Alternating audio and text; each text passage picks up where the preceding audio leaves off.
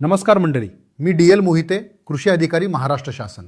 पेरणीचा दिवस म्हणजे शेतकऱ्याच्या आयुष्यातला सगळ्यात धावपळीचा दिवस. बियाणं, खत, BBF मशीन, तणनाशक सगळं एकाच वेळी आणि ऐनवेळी एखादी गोष्ट घरात नसेल तो दिवस वाया. म्हणून आज आपण पाहणार आहोत कुठल्या गोष्टी आधीच विकत आणून ठेवायच्या.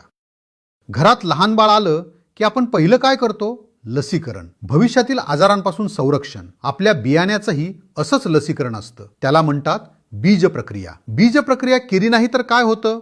बुरशी, किडी, पीक उगवायच्या आधीच नुकसान सुरू. बीज प्रक्रियेचा खर्च किती? 700 ते 800 रुपये. नाही केली तर हजारांचं नुकसान सहन करा. बीज प्रक्रिया 2 टप्प्यात करायची. पहिला टप्पा रासायनिक, बुरशीनाशक प्लस कीटकनाशक. त्यासाठी कुठलं केमिकल किती प्रमाणात लागतं हे पहा तुमच्या स्क्रीनवर.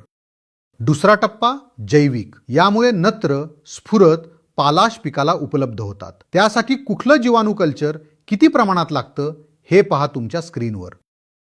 काळजी करू नका, आम्ही ही माहिती तुमच्या WhatsApp ग्रुपवर पाठवणारच आहोत.